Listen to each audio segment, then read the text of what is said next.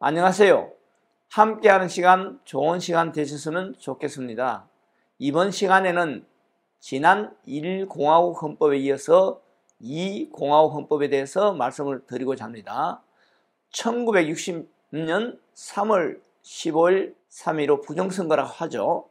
그 여파로 인해서 4.19 혁명이 일어나고 이승만 대통령께서 하야를 선언하십니다. 허정 과도 정부가 구성이 되고 헌법 개정 기초위원회가 결성이 되면서 제3차 개정헌법이 이루어집니다. 그러면 이 3차 개정헌법은 1960년 6월 15일 발효가 되고 이것은 우리 역사적으로 유일한 의원내각제 헌법입니다. 우리는 다른 헌법의 경우에는 대통령제를 주로 하면서 내각제가 가미된 형태, 그러나 그 주된 것이 대통령제였기 때문에 주로 대통령제 헌법이다 이렇게 평가를 하는데, 이 3차 개정헌법은 내각제입니다. 유일한 내각제 헌법이다. 그러면서 이제입니까? 60년 11월 과거 3.15 부정선거 주모자들, 또 그 당시 혁명에 대해서 발포한 자들, 거기에 대해서 소급하여 처벌하기 위해서는 여기에 대해서 헌법적 근거가 필요했기 때문에 헌법 부칙을 개정하는 것이 1960년 11월 1년 동안 60년 한 해 동안 헌법이 두 번이나 개정됩니다. 그래서 제4차 개정헌법이 이루어지고, 그래서 제3차 개정헌법과 제4차 개정헌법을 합쳐서 우리가 2공화국 헌법이라 합니다. 이 2공화국은 우리 역사적으로 1년을 버티지 못한 정부가 되겠습니다. 1961년 5월 16일 군사 쿠데타가 발발함으로써 제2공화국은 막을 내리게 됩니다. 그렇다면 제2공화국 헌법은 먼저 순수한 내각제 헌법이다. 그래서 원래 내각제란 것은 국가 원수가 명목적으로 존재하고 실권을 행사하는 것은 내각이 담당합니다. 그러면 이 내각은 합의제 기구이기 때문에 이 내각에서 총리, 흔히들 수상이라고 하죠. 그래서 수상이 행정부의 수반이 됩니다. 그러면 국가 원수가 따로 있고 행정부 수반이 따로 있다는 것이 특징이 되겠죠. 대통령제의 경우에는 대통령이 행정부의 수반이면서 한편 3부, 3권을 초월해서 국가 원수의 지위를 동시에 갖습니다. 그것을 대통령의 양면적 지위라고 그러죠. 그런데 내각제는 국가 원수는 명목적으로 존재하고 실권 행사는 수상이 따로 있습니다. 수상은 절대 국가 원수가 아니에요. 자, 그러면 이러한 내각제의 경우에는 관행적으로 왕, 군주가 있는 나라에서는 군주, 왕이 그대로 국가 원수적 지위를 유지를 합니다. 그것이 이제 대표로 영국, 일본, 그 다음에 유럽 제국은 대부분 그러한 형태입니다.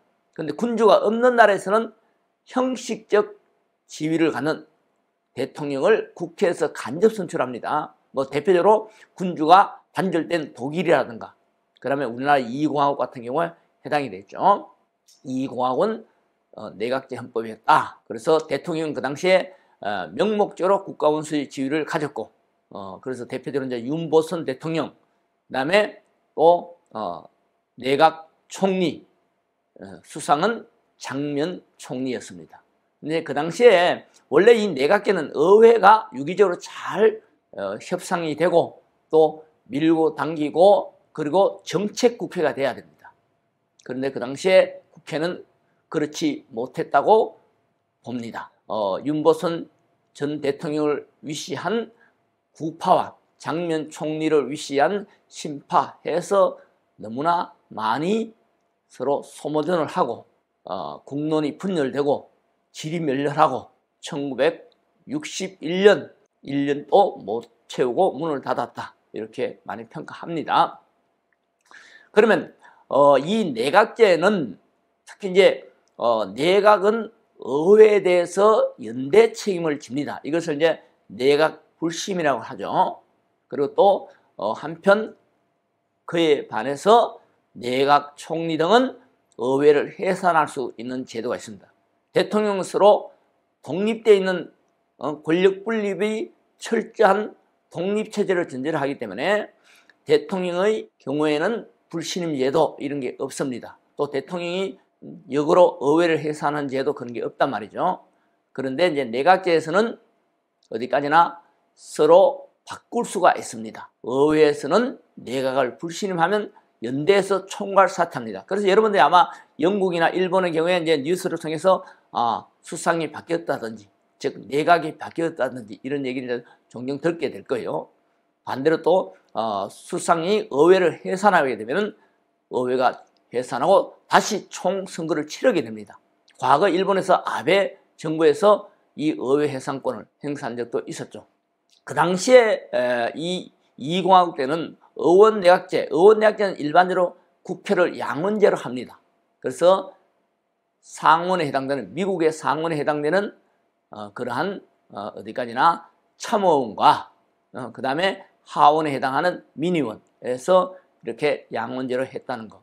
그 다음에 이제 이 행정각부의 부의 책임자들, 이 사람들은 이제 국무위원을 임명하고, 이 국무위원은 대통령이 임명하는 게 아니라 실권을 가진 총리가 임명하게 돼 있었습니다. 1공화국 때 3.15 부정선거에 대한 반성으로 선거 관리를 위해서 별도의 행정부로부터 독립된 기관이 필요하겠구나, 그걸 절실히 느끼고 중앙선거관리위원회를 헌법상 설치합니다. 그래서 우리 역사적으로 이제 중앙선거관리위원회가 헌법에 들어오게 되는 계기가 되는 게 이 공화국이고요.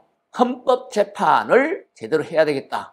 그래서 과거 헌법위원회가 1공화국 때 있었지만은 실제 헌법위원회가 한 7건 정도를 다뤘는데 실제 거기서 위헌 결정한 게 한 2건이 있었습니다. 헌법위원회란 걸 대신해서 헌법재판소란 명칭을 두고 헌법에 집어넣었지만 실제 이 헌법재판소는 설치가 못된 상태에서 그 다음에 5.16 군사 쿠데타로 인해서 이 공화국 자체가 문을 닫게 되니까 설치는 못됐고요. 실제 이제 우리 역사적으로 그 후에 헌법위원회란 또 명칭, 물론 3공화국 때는 헌법재판기관이 따로 없었어요. 그래서 쭉 존재하다가 바로 40, 50 때 헌법위원회 이렇게 존재했지만 한 건도 일을 하지 않고 유명무실하다가 제6공화국에 와서 다시 헌법재판소란 것을 설치하고 우리 역사적으로 본격적으로 헌법재판기구가 작동이 되고 헌법재판이 완전히 정립된 세계적으로 몇 안 되는 나라 중에 하나가 된 겁니다. 이 4차 개정헌법은 그야말로 소호입법의 근거를 마련하는 그것밖에 없습니다. 그래서 이제 원래 헌법적 원리에서 법치권 원리에서는 과거 행위에 대해서 소급하여 단죄하는 것은 헌법적 법치권 원리의 중요한 내용인 신뢰보호 원칙 등에 맞지 않기 때문에 해서는 안 되는 겁니다. 그러나 우리 역사적으로 과거 그럽니까? 부정 행위를 한 자들, 그런 사람들을 단죄는 해야 되겠고 또 국민 여망이 단죄를 바라고 있고 특히 이제 그 당시에 혁명의 주체였던 젊은 대학생들이 11월에 국회의사당에 와서 왜 하지 않느냐 해서 심지어는 국회의사당에 집기를 던지고 막 이런 문제가 발생했습니다. 그래서 이제 부랴부랴 헌법 구칙에다가 소호입법의 근거 조항을 마련하고 그래서 실천하기 위해서 이제 바로 부정선거 관련자 처벌법, 반민주행위자 공미권 제한법, 부정축제 특별처리법, 또 그걸 위한 특별검찰부와 특별재판소를 설치하게 됩니다. 그래서 이것이 이제 우리가 이 공화국이고, 이 공화국은 특히 이제 국민의 기본권에 대해서도 여러 가지로 많이 거기에 대해서 강화를 하고 했습니다만은 실제 제대로 작동은 못했다. 그렇게 말씀을 드리고, 그러면 이제 여기서 이 공화국은 실제 1년도 못 지탱을 했다 그랬죠. 1961년 5월 16일 군사 쿠데타가 일어나고 군사 정부가 3권을 다 장악하게 됩니다. 그래서 이제 이것이 우리 역사적으로 제1차 헌정 중단 사태가 되는 겁니다. 기존의 헌법 등은 다 효력이 정지가 되고 거기서 국가재건 비상조치법이 만들어지고 국가재건 최고회의라는 기구가 만들어집니다. 그 당시에 혁명정부가 사실상 들어서게 되는 거죠. 그래서 1962년 12월에 제5차 개헌이 이루어지고 그래서 3공학이 출발하기 전까지가 일단 우리가 2공학의 어떤 시점이다. 이렇게 이제 보면 되겠습니다. 그래서 3공학에 대해서는 제가 다음 시간 또 말씀을 드리도록 하겠습니다.